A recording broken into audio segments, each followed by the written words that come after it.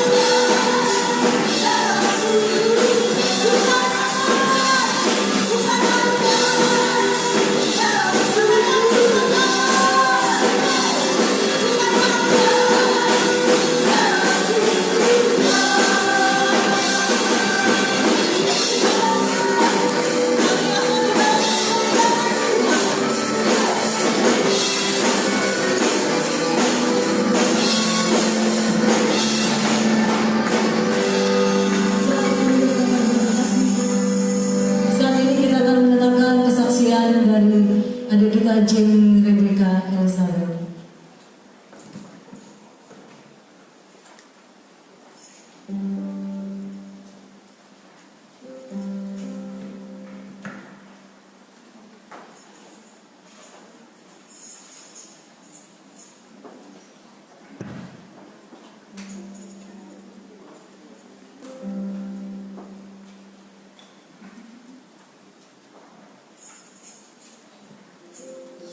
Bapak Ibu Saudara sekalian, pada siang hari ini saya akan bersaksi tentang betapa baiknya Tuhan dalam kehidupan saya.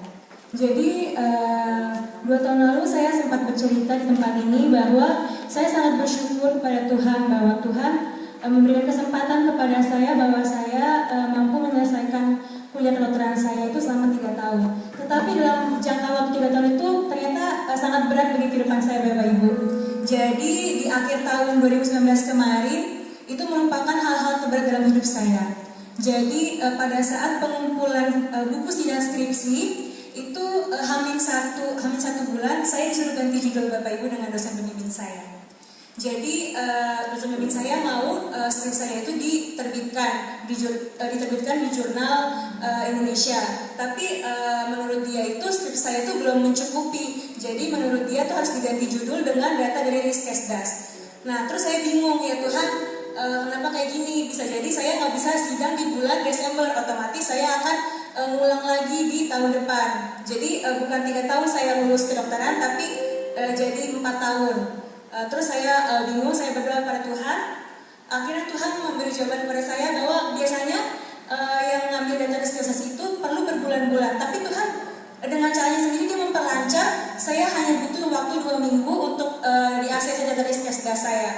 Jadi dalam waktu 1 bulan itu saya ngejar kan dari 1 bulan 2 minggunya itu menunggu ACC, otomatis saya hanya perlu waktu 3 minggu untuk menyelesaikan buku sidang skripsi saya. Itu saya berdoa, tapi ternyata Tuhan lancarin gitu aja. Jadi itu yang pertama ujian saya. Lalu yang kedua itu pada saat hari sidang saya, pada saat bulan September itu saya diundang nyanyi di bulan Desember untuk mewakili Indonesia. Tapi saya pikir, waduh, Desember kan itu hari sidang saya, apakah bisa? Terus saya berdoa, oh ya udah Tuhan, saya beriman bahwa hari sidang saya itu pasti berbeda dengan hari nyanyi saya. Terus saya mengiyakan ajuan nyanyi saya itu, padahal saya belum tahu nih saya mendapatkan hari sidang itu hari apa. Jadi dengan beriman itu tiba-tiba 2 minggu kemudian keluar dong hasil hari sidang saya. Ternyata benar Bapak Ibu, hari sidang saya itu berbeda dengan hari nyanyi saya. Itu Tuhan begitu baik bagi saya. Tapi ada ujian lagi. Hamin 1 dari hari sidang saya itu, jadi hari sidang saya itu didapatkan tanggal 3 Desember. Sementara hari nyanyi saya itu tanggal 6 Desember. Hamin 1 berarti tanggal 2 Desember itu penguji saya itu sakit. Penguji saya sakit, saya harus mereschedule hari sidang saya itu menjadi tanggal 6, dimana tanggal 6 itu saya harus nyanyi di luar untuk mewakili Indonesia. Saya nggak bisa berkata-kata apa-apa lagi di situ. Saya bingung, saya hanya berdoa kepada Tuhan. Bahkan orang tua saya juga nggak tahu mau ngapain gitu. Saya ngadu ke orang tua saya, mereka juga nggak bisa ngapa-ngapain. Terus saya hanya bisa berdoa. Mungkin papa mama saya juga nggak tahu kalau misalnya saya masuk kamar sendiri, saya bahkan berdoa aja nggak bisa. Saya cuma bisa nangis, memuji dan menyembah Tuhan. Dan di situ Tuhan bekerja. Tuhan bilang, Jen, kamu memuji dan menyembah Tuhan. Akhirnya saya memuji dan menyembah Tuhan. Tiba-tiba Roh Kudus bilang, Jen, kamu harus hubungin dosen pembimbing akademik kamu. Akhirnya saya hubungin dan dosen pembimbing saya itu akhirnya merestui bahwa oh ya udah, kamu harus ke dosen yang mengurus skripsi. Jadi dia bantuin Bapak Ibu. Akhirnya Tuhan perlancar, jadinya boleh. Bahkan biasanya itu kalau misalnya kampus saya bilang reschedule, saya harus mengikuti jadwal kampus saya nggak boleh dengan kemauan saya sendiri. Tapi ini kok Tuhan bisa gitu loh, saya mereschedule jadwal saya gitu. Itu yang kedua Bapak Ibu ujian saya. Lalu yang ketiga yaitu pada saat menjelang mau gelar dokter muda, itu saya ada ujian namanya OSCE Bapak Ibu. Nah, OC ini saya juga sangat stres. Saya bilang ke Tuhan, Tuhan apakah saya bisa mengikuti ujian ini? Tapi doa saya cuma bilang, Tuhan, udah cuma satu. Akhirnya pas hari H ujian OC, benar-benar Tuhan perlancar, bahkan Tuhan menjawab lebih daripada doa saya. Tuhan menjawabnya dengan dosen yang baik dan juga materi-materi yang saya pelajari banget yang keluar. Bahkan teman saya ada yang mendapati materi-materi yang tidak saya pelajari. Bayangin kalau misalnya saya dapat materi yang saya tidak pelajari itu bagaimana Bapak Ibu. Jadi mungkin Bapak Ibu memikir kayak gitu doang masa jadi kesaksian sih. Tapi menurut saya enggak Bapak Ibu. Menurut saya bahkan hal-hal kecil inilah Tuhan beracara dalam kehidupan saya. Tuhan mengajarkan pada saya bahwa jangan mengandalkan manusia, tapi kita harus mengandalkan Tuhan sepenuhnya. Dan juga Tuhan mengajarkan kepada saya bahwa puji dan penyembahan itu adalah besar kuasanya. Oleh karena itu saya akan mengucap syukur kepada Tuhan dengan sebuah pujian.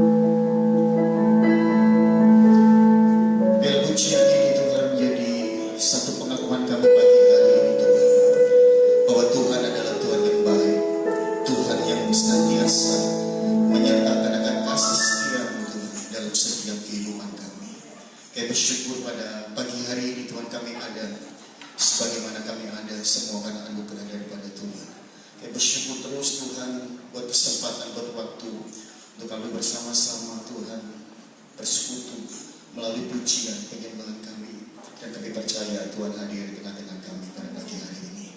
Kami sudah memuji, memuliakan Tuhan, menyembah Tuhan. Tiba saatnya Tuhan kami akan membuka hati kami, pikiran kami Tuhan, sebentar diberkati melalui kebenaran firman Tuhan. Biarlah kami belajar memiliki hati yang senantiasa menundukkan diri hadapan Tuhan. Kita boleh dibukakan Tuhan melalui setiap kebenaran-kebenaran yang boleh kami dengarkan Tuhan. Karena kami menyadari tanpa firman Tuhan kami tidak mampu dalam menjalankan kehidupan ini. Kami sangat membutuhkan akan pertolongan Tuhan. Kami sangat membutuhkan akan tuntunan Tuhan. Firman Tuhan pada pagi hari ini. Berdoa buat hamba-Mu sebentar, Tuhan Kau persiapkan untuk menjadi saluran berkat bagi setiap kebenaran firman Tuhan. Biarlah kuasa pengurapan Tuhan boleh mengurapikan hamba-Mu Tuhan, dan semua kami boleh diberkati melalui firman Tuhan. Kami tahu ketika firman Tuhan disampaikan, kuasa apapun yang coba merintangi kami berdoa, kami mengikat, mematahkan, menghancurkan di dalam nama Yesus. Dan biarlah kuasa-Mu secara penuh ada di tengah-tengah kami pada pagi hari ini. Kami siap diberkati firman Tuhan. Terpujilah nama-Mu, segala pujian, syukur, hormat, kemuliaan hanya bagi nama Tuhan. Haleluya. Mari setiap kita yang percaya Tuhan hadir, sama-sama katakan amin. Puji Tuhan. Silakan kembali Bapak Saudara. Sebentar kita akan diberkati kebenaran firman Tuhan dan hambanya yang sudah dipersiapkan, yaitu Bapak Pendeta Pembantu Jason Boy akan memberkati kita melalui kebenaran firman Tuhan. Waktu depan saya bersorak. Puji Tuhan.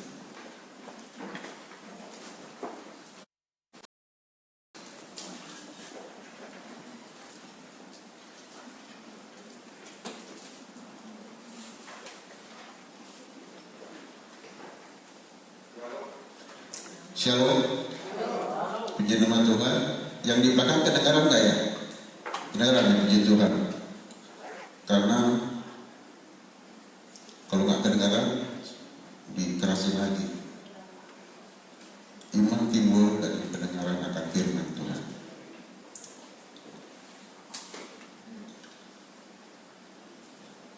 Puji nama Tuhan. Saya mengucap syukur kepada Tuhan karena Tuhan memberikan kesempatan kepada saya untuk memberitakan firman Tuhan. Dan saya mengucapkan banyak terima kasih kepada hambanya, Bapak Gembala, Tim Gembala 1, 2, 3 untuk mempercayakan juga kepada saya. Mari Bapak Ibu, saya berdiri di sini bukan lebih hebat dari Bapak Ibu, tapi mari kita sama-sama belajar akan firman Tuhan. Biar firman Tuhan ini kita renungkan dan kita lakukan firman Tuhan ini seturut dengan kehendak Tuhan, supaya kita layak dan berkenan kepada Tuhan. Amin. Mari sama-sama kita membaca, buka Alkitab kita, Injil Matius 7. Matius 7 ayat 21 sampai dengan 29. Yang katakan sudah dapat, katakan amin. Haleluya. Mari kita sama-sama belajar, kita membaca bersama-sama. Matius 7 ayat 21 sampai dengan 29. Mari kita sama-sama 3, 2, 1. Bukan setiap orang yang berseru kepadaku, Tuhan, Tuhan, akan masuk ke dalam kerajaan surga, melainkan dia yang melakukan kehendak Bapakku yang di surga. Pada hari terakhir, banyak orang akan berseru kepadaku, Tuhan, Tuhan, bukankah kami berbuat demi namamu, dan mengusir setan demi namamu, dan mengadakan banyak mujizat demi namamu juga? Pada waktu itulah aku akan berterus terang kepada mereka dan berkata, aku tidak pernah mengenal kamu, nyala daripadaku kamu sekalian pembuat kejahatan. Setiap orang yang mendengar perkataanku ini dan melakukannya, ia sama dengan orang yang bijaksana yang mendirikan rumahnya di atas batu. Kemudian turunlah hujan dan datanglah banjir, Lalu angin melanda rumah itu, tetapi rumah itu tidak rubuh, sebab didirikan di atas batu. Tetapi setiap orang yang mendengar perkataanku ini dan tidak melakukannya, ia sama dengan orang yang bodoh, yang mendirikan rumahnya di atas pasir. Kemudian turunlah hujan dan datanglah banjir, lalu angin melanda rumah itu, sehingga rubuhlah rumah itu dan hebatlah kerusakannya. Dan setelah Yesus mengakhiri perkataan ini, takjublah orang banyak itu mendengar pengajarannya, sebab ia mengajar mereka sebagai orang yang berkuasa, tidak seperti ahli-ahli Taurat mereka. Amin. Berbahagialah kita yang mendengar, membaca, merenungkan, dan melakukan firman Tuhan. Amin. Judul khotbah pada siang hari ini adalah merenungkan dan melakukan firman Tuhan. Apa yang telah kita baca tadi? Yang telah kita baca menyentuh 3 judul perikop. Yang pertama, hal pengajaran yang sesat. Yang kedua, 2 macam dasar. Yang ketiga, kesan pendengar. Nah, kita ambil mulai yang kesan pendengar. Dan setelah Yesus mengakhiri perkataan ini, takjublah orang banyak itu mendengar pengajarannya. Sebab ia mengajar mereka sebagai orang yang berkuasa, tidak seperti ahli-ahli Taurat mereka. Orang banyak takjub melihat pengajaran Yesus pada waktu itu. Takjubnya di mana? Kalau kita melihat, Yesus menekankan ke pelaku firman. Pelaku firman. Orang-orang ahli Taurat mengajarkan kepada orang-orang banyak pada waktu itu, orang-orang Yahudi.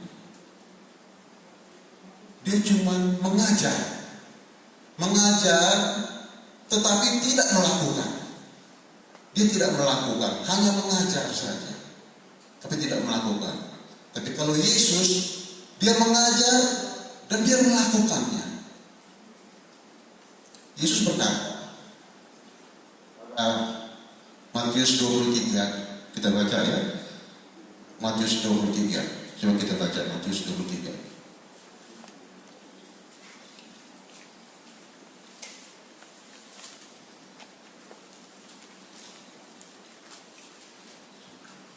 Maka berkatakan Yesus kepada orang banyak dan kepada murid-muridnya, katanya, ahli-ahli Taurat dan orang-orang Farisi telah menduduki kursi Musa. Sebab itu, turutilah dan lakukanlah segala sesuatu yang mereka ajarkan kepadamu. Tetapi, janganlah kamu turuti perbuatan-perbuatan mereka, karena mereka mengajarkannya, tetapi tidak melakukannya. Beda sekali di sini.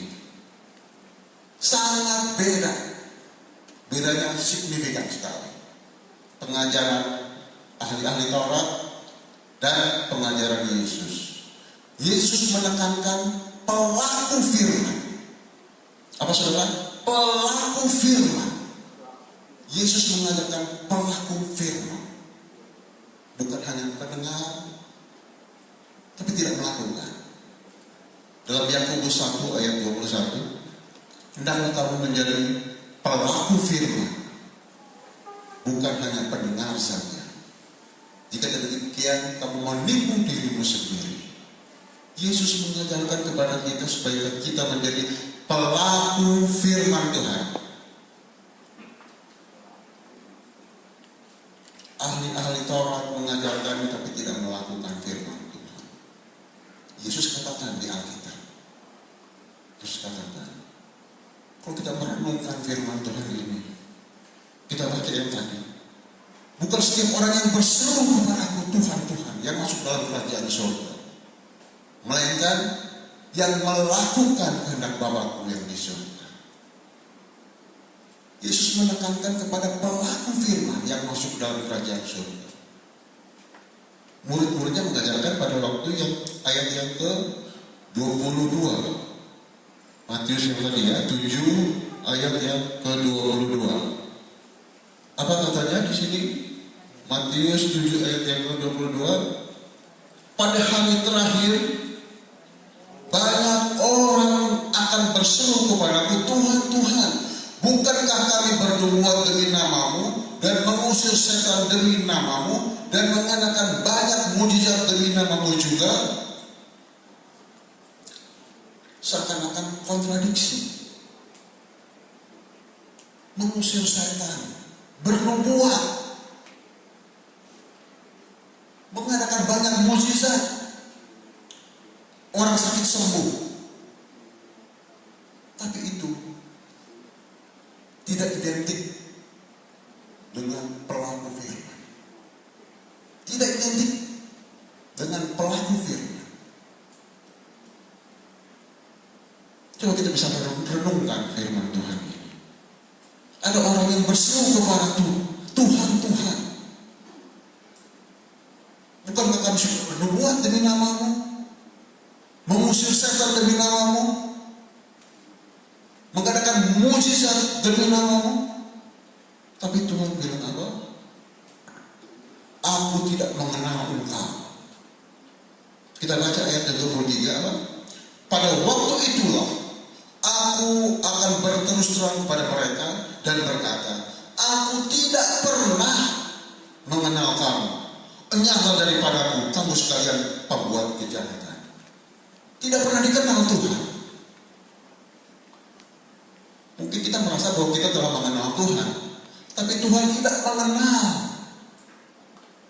orang-orang yang berseru-seru kepada Tuhan, orang yang mengadakan banyak mukjizat, yang mengusir setan, yang bernubuat. Mari kita merenungkan firman Tuhan. Ini ditujukan kepada kita orang yang percaya, hamba-hamba Tuhan, pengerja, aktivis, saya juga. Coba kita merenungkan. Aku tidak pernah mengenal engkau. Kalau dikenal masih mending, tidak pernah dikenal. Hai kamu sekalian pembuat kejahatan. Coba kita merenungkan firman Tuhan. Kontradiksi dengan pengajar-pengajar pada waktu itu. Mungkin zaman sekarang juga bisa. Zaman sekarang orang-orang yang percaya, orang yang menyebut nama Tuhan, yang bernubuat, yang mengusir setan, tetapi dialamatkan kepada dia tidak melakukan firman Tuhan. Nyahlah kamu. Wow. Tidak pernah kenal.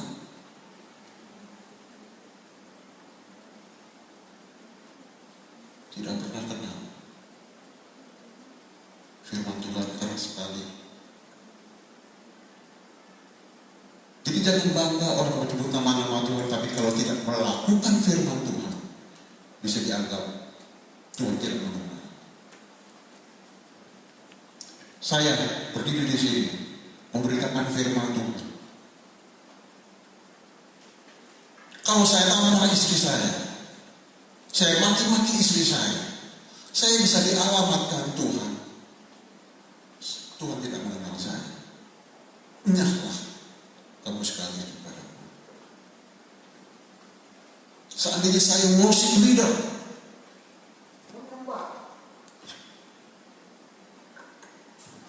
menyembah Tuhan, memuji-muji Tuhan, kalau saya tetap penipu, bisa dialamatkan Tuhan tidak mengenal saya. Untuk saya sebagai pendoa, orang sakit disembuhkan, setan-setan lari,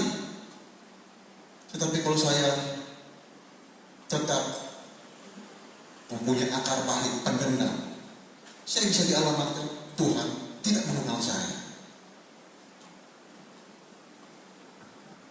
Ini pengajaran Tuhan sebenarnya sangat mendasar yang kita bisa renungkan firman Tuhan.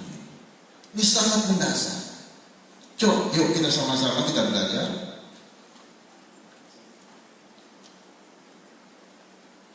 Kita baca ayat yang ke-24.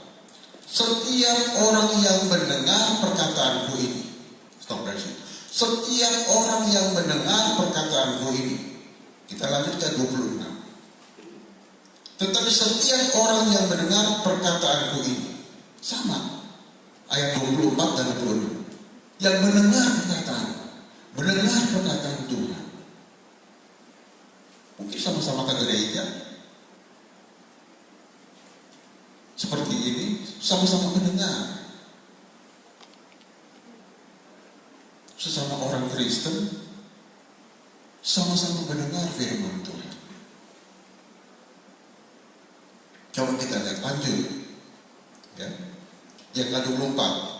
Dan melakukannya. Ayat yang ke-26. Dan tidak melakukannya. Disinilah terletak persoalannya. Yang melakukan dan tidak melakukan. Disinilah letaknya. Letak permasalahannya di sini. Yang melakukan dan tidak melakukan. Yang tidak melakukan tidak dikenal oleh Tuhan. Yang melakukan dikenal oleh Tuhan. Disinilah permasalahannya. Disinilah fokus kita. Apakah kita melakukan kehendak Tuhan atau tidak? Melakukan perintah-perintah Tuhan atau tidak? Walaupun kita sudah berkhotbah, mengupas ayat-ayat firman Tuhan, bernubuat, mengusir setan, kalau kita tidak melakukan firman Tuhan, kita dialamatkan Tuhan tidak mengenal kita. Tuhan tidak pernah mengenal kita.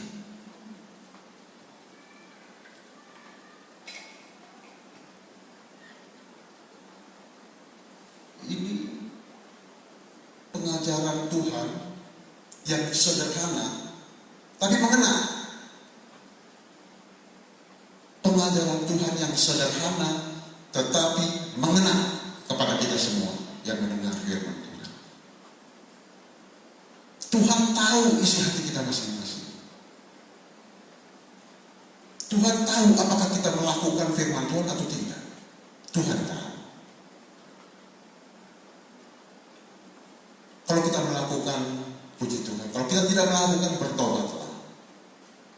Tuhan bilang apa? Dalam 1 Yohanes 1 ayat 9. Jika kita mengaku dosa kita, maka Dia adalah setia dan adil. Sehingga Dia akan mengampuni segala dosa kita dan menyucikan kita dari segala kejahatan. Segala.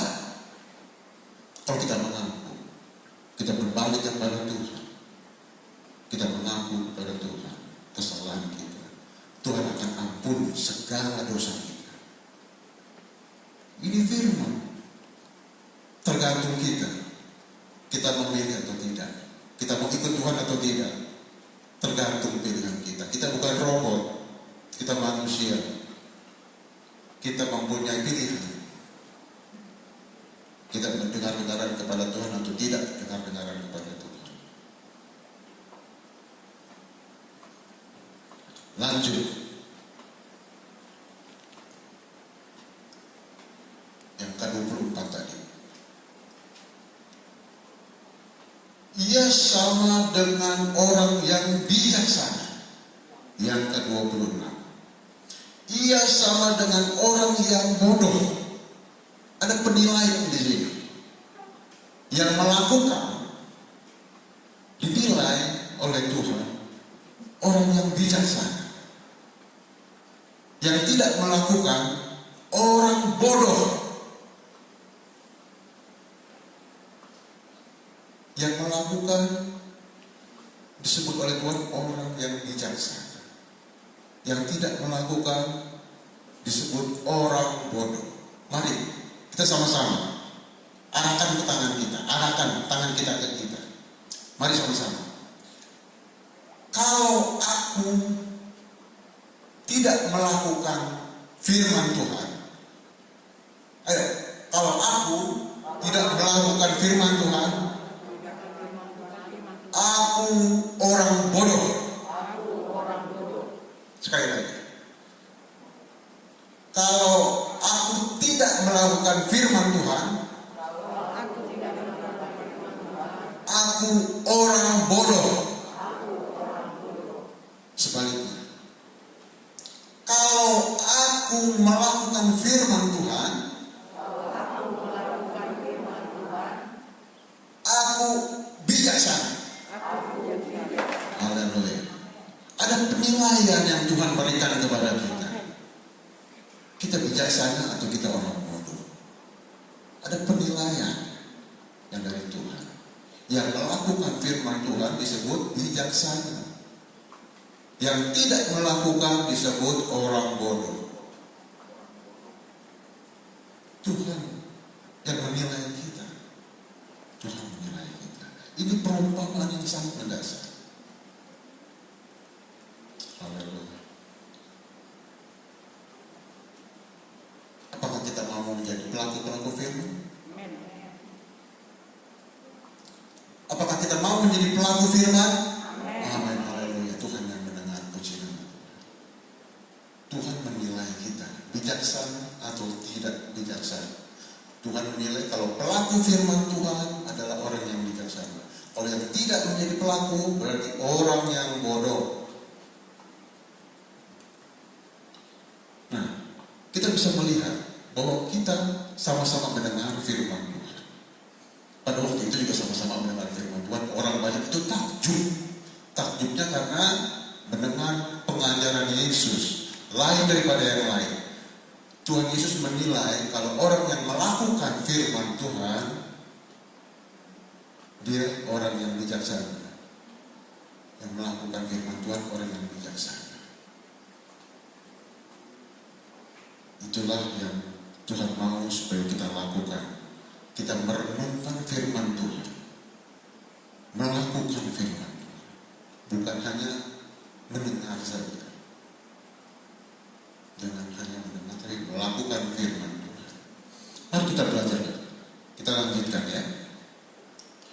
Nah, di sini kita melihat apa yang dialami oleh orang-orang yang bijaksana dan orang-orang bodoh yang dialami. Kita lihat yang apa yang dialami ya. Coba kita lihat ayat yang ke-25 kita baca. Ya, pertama. Kemudian turunlah hujan dan datanglah banjir. 27. Kemudian turunlah hujan dan datanglah banjir. Sama-sama. Yang dialami sama. Dialami sama. Hujan datang, banjir datang. Sama. Ya, orang yang bodoh, orang yang tidak bodoh, atau orang yang bijaksana dan orang bodoh sama. Sama-sama mengalami ya datangnya banjir. Sama seperti kita tarik ke zaman sekarang. Kita sama-sama menghadapi pandemi COVID-19. Sama. Orang percaya dan orang tidak percaya sama menghadapi pandemi COVID-19.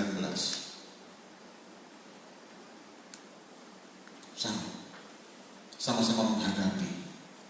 Kita lanjut. Ya, kita baca lagi yang ke-25 tadi.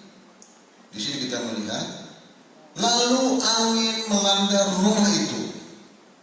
Yang ke-27. Lalu angin melanda rumah itu sama-sama. Nah, sekarang kita melihat, ya, di mana bedanya, responnya. Kita lihat. Kita lihat yang ke-25 tadi. Tetapi rumah itu tidak rubuh. Yang ke-25 tadi ya. Tetapi rumah itu tidak rubuh sebab didirikan di atas batu. Kemudian kita lihat yang ke-27. Lalu angin melanda rumah itu sehingga rubuhlah rumah itu dan hebatlah kerusakannya. Nah, di sini kita melihat rubuh dan tidak rubuh. Orang yang pelaku firman tidak rubuh. Yang tidak melakukan firman rubuh. Soal rubuh tidak rubuh, coba kita bisa merenungkan. Rubuh tidak rubuh itu bukan sakit, bukan jatuh sakit. Itu terlalu dangkal. Rubuh tidak rubuh, kalau kita melihat konteks ini, jatuh dalam dosa atau tidak jatuh dalam dosa. Rubuh dan tidak rubuh.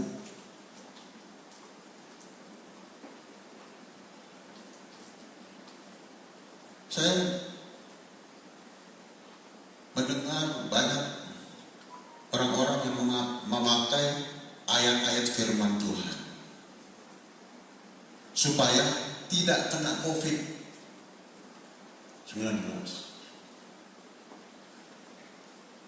Memakai ayat sekedar untuk tidak kena COVID-19.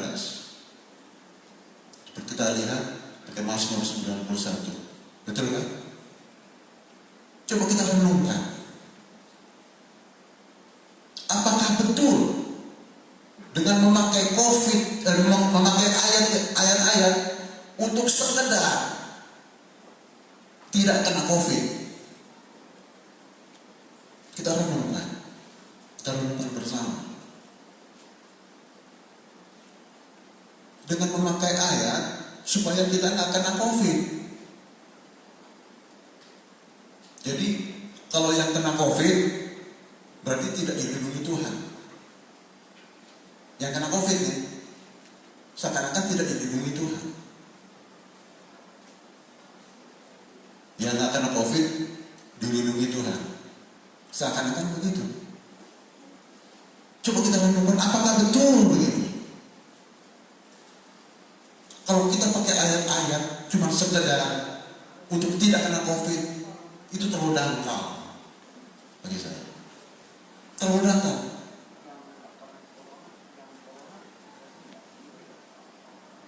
Banyak tuh pendeta-pendeta, hamba-hamba Tuhan yang percaya kepada Tuhan, melakukan firman Tuhan kena COVID. Apakah dia tidak dalam perlindungan Tuhan? Dia dalam perlindungan Tuhan, walaupun kena COVID.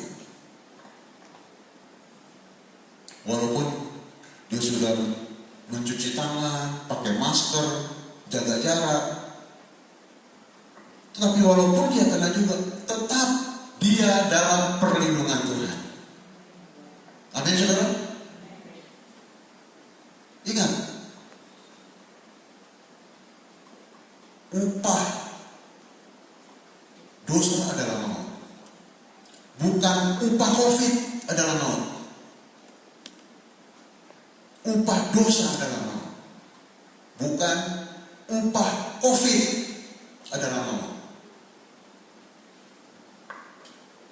Jadi kita perlu berpikir, biar Roh Kudus yang mengingatkan kepada kita, memberikan petunjuk ke dalam seluruh kebenaran firman Tuhan. Jadi bukan hanya untuk mengambil ayat firman Tuhan untuk sekedar dihindari dari COVID. Bukan di situ. Kita kena atau tidak kena, kalau kita hidup dalam pelaku firman, tidak perlu khawatir. Walaupun kita mati, karena ada firman Tuhan yang menyatakan Dalam Yohanes 11 ayat 25. Tuhan bilang apa? Akulah kebangkitan dan hidup. Barang siapa yang percaya kepadaku, ia akan hidup walaupun dia sudah mati. Kalau kita percaya kepada Tuhan dan kita melakukan firman Tuhan, kita tidak hidup dalam dosa, jangan khawatir apapun juga masalah kita. Di situ kita belajar tentang rubuh tidak rubuh itu jatuh dalam dosa. Jatuh dalam dosa, itu rubuh itu jatuh dalam dosa. Bukan jatuh dalam sakit, penyakit. Jatuh dalam dosa. Saya ambil contoh. Adam dan Hawa. Allah bilang, Adam dan Hawa, kamu boleh makan di dalam taman ini semua buahnya, kecuali satu itu yang kamu tidak boleh makan. Kalau kamu makan, kamu akan mati. Kita lihat, ini perintahnya atau buahnya? Perintahnya atau buahnya, kita perhatikan. Perintahnya bukan buahnya, perintahnya. Dia taat atau tidak? Lihat, Adam dan Hawa taat atau tidak? Tidak taat. Jatuh dalam dosa. Dia tidak taat, jatuh dalam dosa, bukan? Dia tidak taat perintah Tuhan. Dia tidak taat, makanya jatuh dalam dosa. Upah dosa adalah maut. Banyak contoh-contoh dalam Alkitab soal ketaatan. Kita tahu orang yang beriman, bapak orang beriman, Abraham, bapak orang beriman. Kenapa dia disebut bapak beriman? Bukan dia menerima anak, tetapi pada waktu dia menyerahkan anaknya yang tunggal. Apa? Allah bilang, Abraham, ambillah anakmu yang kau kasih. Secara spesifik, yakni Ishak. Kenapa spesifik Ishak? Karena Abraham buka cabang. Ada Ismail. Berarti dipertegas lagi, Ishak yang kau kasih. Terus Tuhan bilang apa kepada Abraham? Sembelihlah anak yang kau kasih. Disuruh sembelih. Nah, kita melihat Abraham taat atau tidak taat? Taat, kan? Dia taat. Dia taat menjadi pelaku firman. Taat, dia menyerahkan anaknya yang dikasihi, yakni Ishak. Taat. Itulah kalau kita menjadi pelaku firman, kita harus taat kepada firman Tuhan. Apa yang Tuhan berikan perintah kepada kita, kita harus lakukan. Itulah ketaatan. Yang Tuhan mau ketaatan kita, bukan kita pintar berkhotbah, kita pintar bernubuat, kita pintar mengusir setan.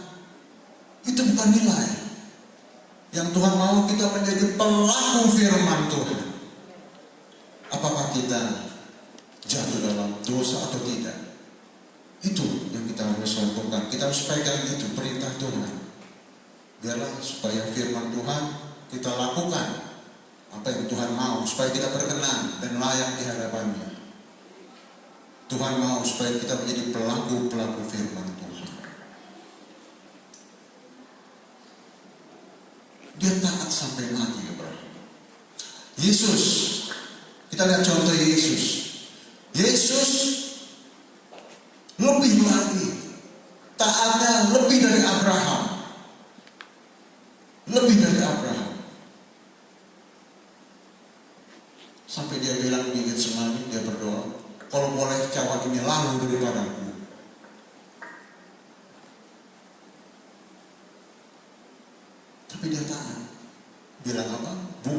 kehendakku yang jadi, tetapi kehendakmu lah yang jadi.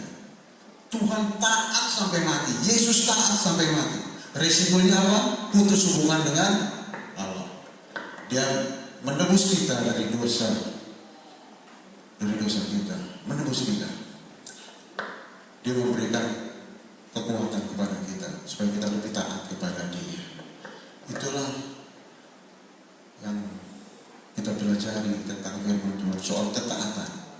Tuhan mau supaya kita taat sampai mati, sampai Tuhan memanggil kita. Tuhan datang, kita taat dan kita tidak bercacat. Kita hidup berkenan kepada Tuhan. Itulah yang Tuhan mau supaya kita melakukan firman Tuhan. Biar supaya hidup kita seturut dengan kehendak Tuhan. Puji nama Tuhan, sekian firman Tuhan. Tuhan Yesus memberkati. Amin. Saya akan membawakan pujian. Tolong pemain musik kita naikkan satu pujian, selanjutnya saya serahkan kepada Bapak Gembala nanti. Kita naik pujian Aku Mengasihi Yesus.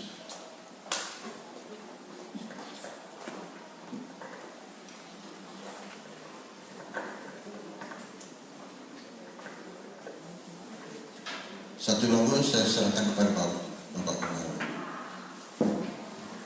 Aku mengasihi Kau Yesus dengan segenap hati, dengan segenap jiwa.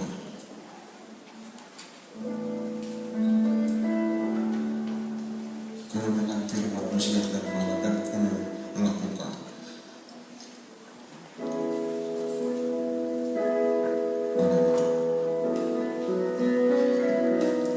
Aku mengasihi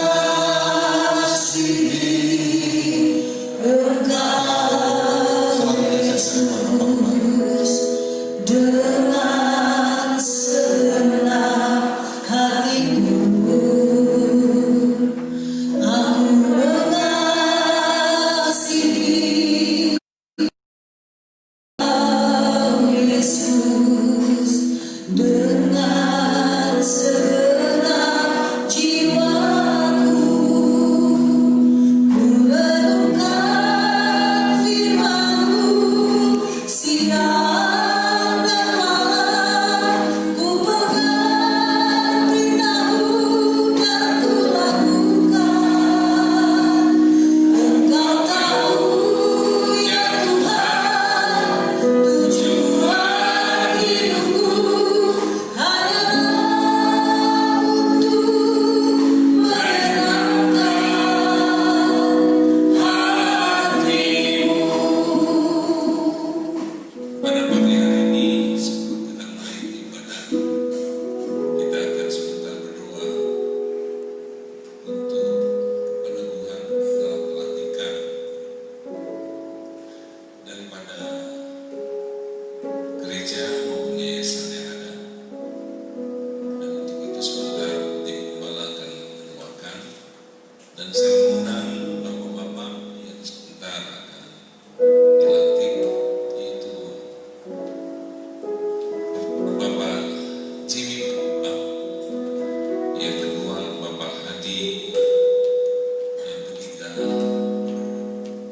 Bapak Hadi sebagai kepala di bendahara di yayasan, Pak Jimmy bendahara di gereja, dan terakhir nanti adalah Bapak Agung sebagai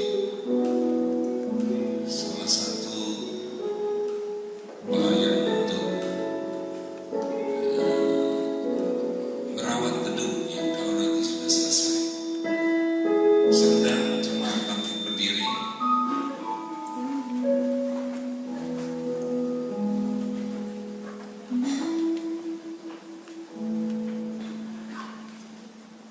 Ya, mari tim gembala saya undang ke depan. Naikkan pujian ini kembali.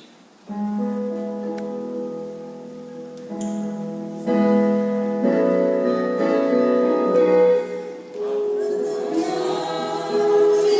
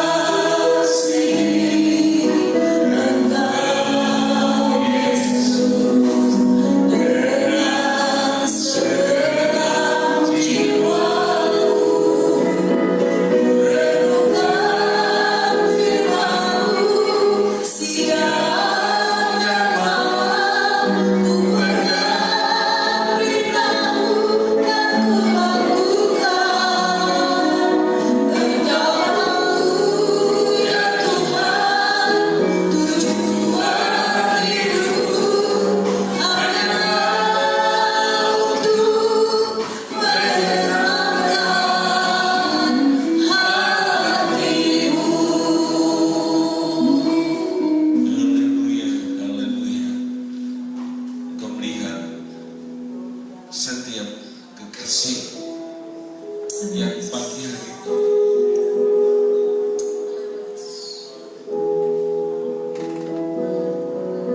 berlutut di hadapan Engkau. Oleh karena kasih karunia Engkau sebentar Tuhan boleh turun di dalam Tuhan mengelola akan keuangan gereja, keuangan yayasan maupun Tuhan pemeliharaan gedungnya akan sebentar dikelola oleh setiap kekasih kami. Sebab itu layakkan mereka nyatakan kasih karunia-Mu yang boleh pagi hari ini turun dalam hidup mereka. Sebab itu berdoa pada pagi hari ini, kasih karunia kuasa-Mu Roh Kudus nyata bagi setiap kami yang berserah dan berharap pada-Mu, agar Engkau tambahkan hikmat, Engkau tambahkan marifat-Mu, Engkau tambahkan akan kasih karunia-Mu, sehingga lewat keuangan gereja yang ada maupun yayasan yang ada, mereka boleh mengelola dengan baik menjadi Tuhan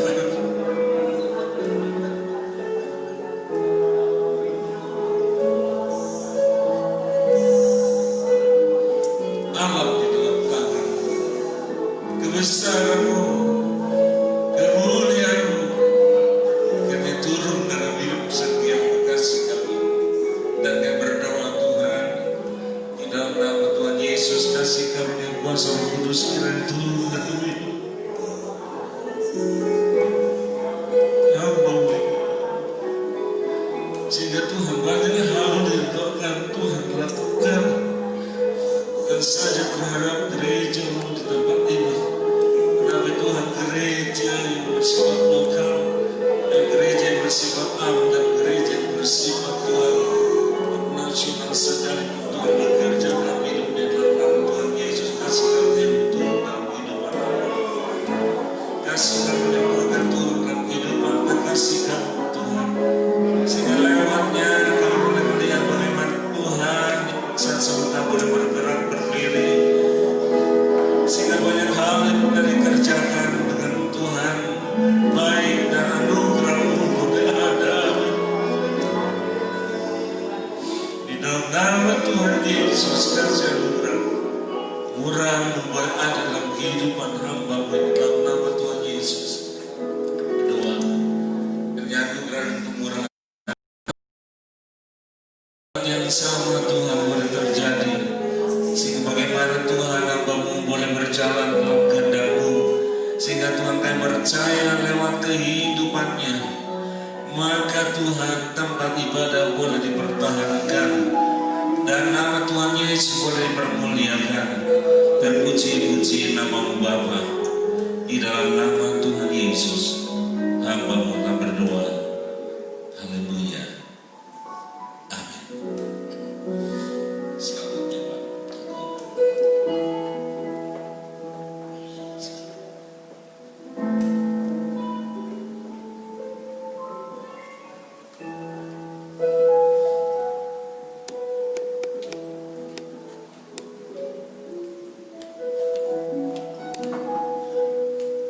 Mari kita berdoa. Tiada terlepas dan tiada Tuhan Yesus, kami dapat memungkiri bahwa hidup ini anugerah Tuhan. Di dalamnya ada kasih kemurahan. Apabila kami setia, apabila kami taat, apabila kami berjalan di dalam panggilan-Mu, apabila kami ada di dalam Engkau. Tetapi kami percaya sebagai manusia, kami perlu belajar dan perlu berdiam diri, kami perlu taat, biar Roh Kudus yang boleh memberi sanggupan dalam hidup setiap pribadi lepas pribadi yang ada. Sebagai satu tanggung jawab yang Kau beri bagi kami, bukan saja terhadap diri kami, bukan saja terhadap keluarga kami, tetapi juga terhadap keluarga besar kami, juga terhadap gereja di mana kami boleh mengenal kepada Engkau.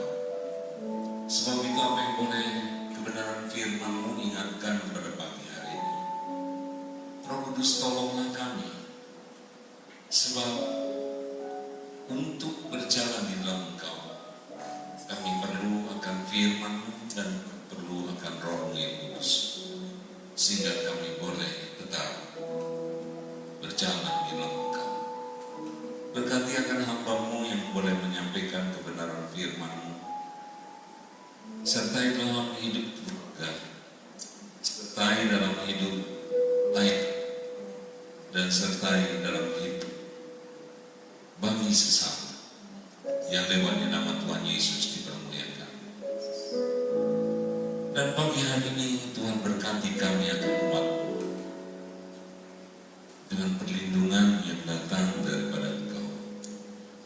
Sehingga kemuliaan-Mu boleh terpancar dalam kehidupan kami umat-Mu, sehingga kami boleh merasakan akan kasih karunia dalam hidup ini yang Engkau boleh berikan. Wajah-Mu boleh memandang hidup kami, sehingga damai dan sejahtera ada dalam hidup kami. Arahkan hati, arahkan hidup kita kepada Tuhan Yesus. Terimalah akan berkat Tuhan. Damai dan sejahtera pada Allah menyertai hidup kita sekarang. Oleh karena kasih dan kemurahan daripada Allah Bapa, dalam cinta kasih dan anugerah dalam hidup Tuhan kita Yesus Kristus, dan penyertaan Allah